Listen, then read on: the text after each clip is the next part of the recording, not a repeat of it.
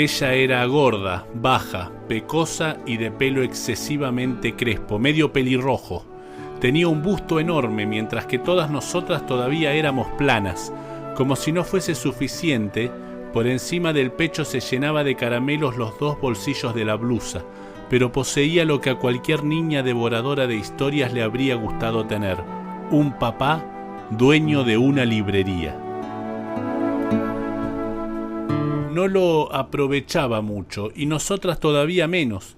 Incluso para los cumpleaños, en vez de un librito barato por lo menos, nos entregaba una postal de la tienda del papá. Para colmo, siempre era algún paisaje de Recife, la ciudad donde vivíamos, con sus puentes más que vistos. Detrás escribía con letra elaboradísima palabras como fecha natalicia y recuerdos.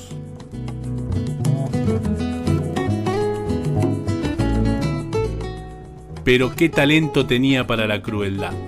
Mientras haciendo barullo chupaba caramelos, toda ella era pura venganza. ¿Cómo nos debía de odiar esa niña a nosotras que éramos imperdonablemente monas, delgadas, altas, de cabello libre? Conmigo ejercitó su sadismo con una serena ferocidad. En mi ansiedad por leer, yo no me daba cuenta de las humillaciones que me imponía. Seguía pidiéndole prestados los libros que a ella no le interesaban.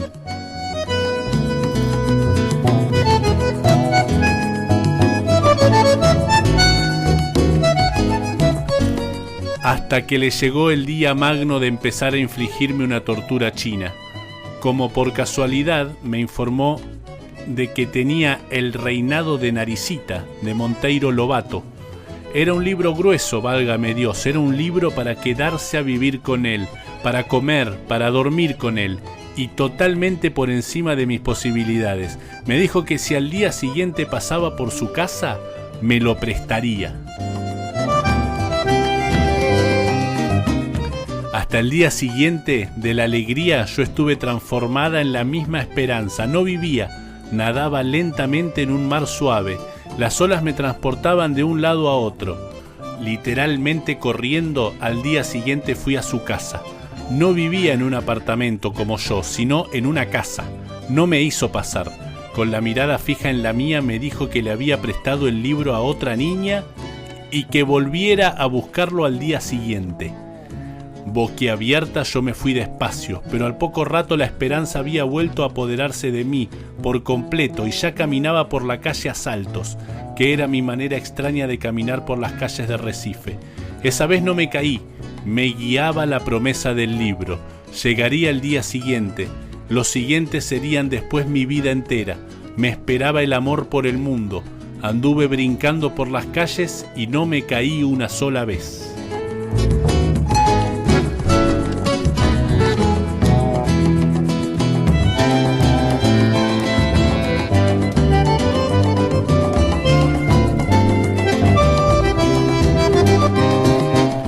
Pero las cosas no fueron tan sencillas. El plan secreto de la hija del dueño de la librería era sereno y diabólico.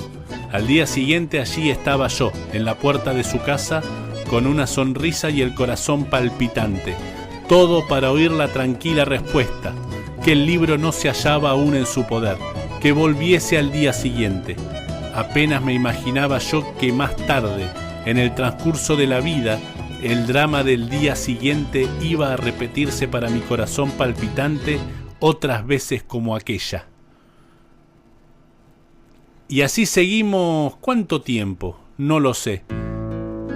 Ella sabía que, mientras la hiel no se escurriese por completo de su cuerpo gordo, sería un tiempo indefinido. Yo había empezado a adivinar, es algo que adivino a veces, que me había elegido para que sufriera. Pero incluso sospechándolo, a veces lo acepto como si el que me quiere hacer sufrir necesitara desesperadamente que yo sufra.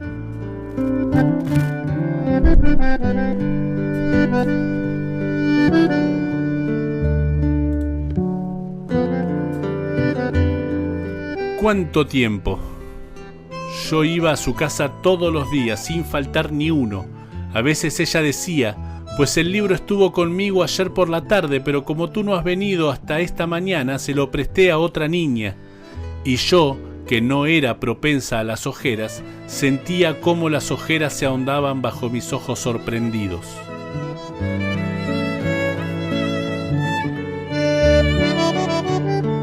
Hasta que un día, cuando yo estaba en la puerta de la casa de ella oyendo silenciosa, humildemente su negativa, apareció la mamá.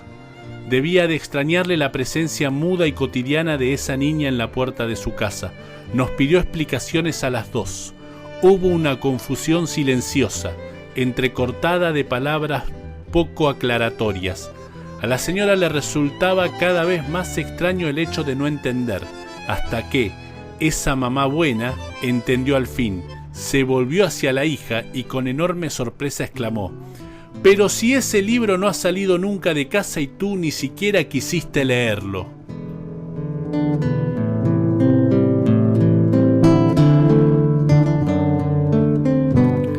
Y lo peor para esa mujer no era el descubrimiento de lo que pasaba, debía de ser el horrorizado descubrimiento de la hija que tenía.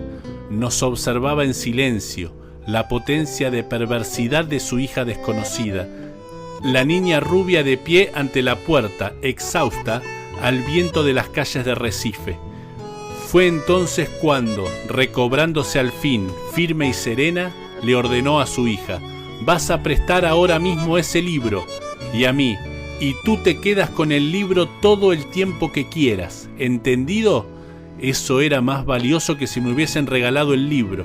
El tiempo que quieras es todo lo que una persona grande o pequeña puede tener la osadía de querer.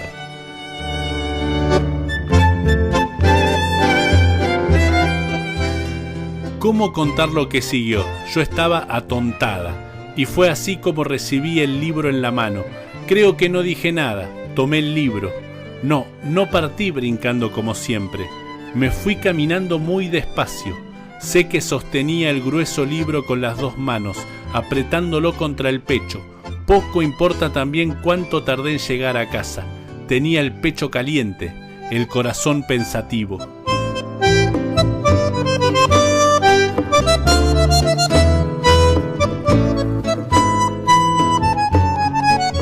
Al llegar a casa no empecé a leer, simulaba que no lo tenía, únicamente para sentir después el sobresalto de tenerlo.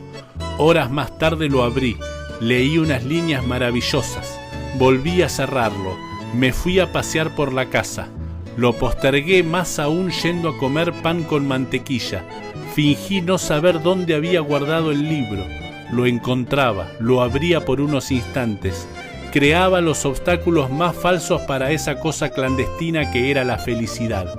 Para mí, la felicidad siempre habría de ser clandestina.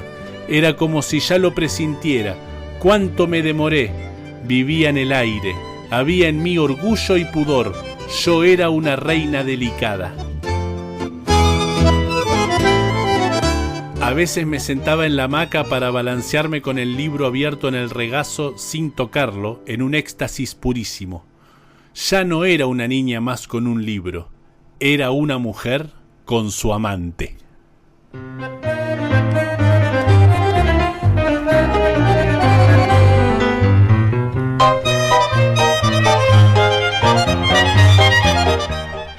¡Qué grande! Clarice Lispector y su cuento Felicidad clandestina. Hermoso cuento.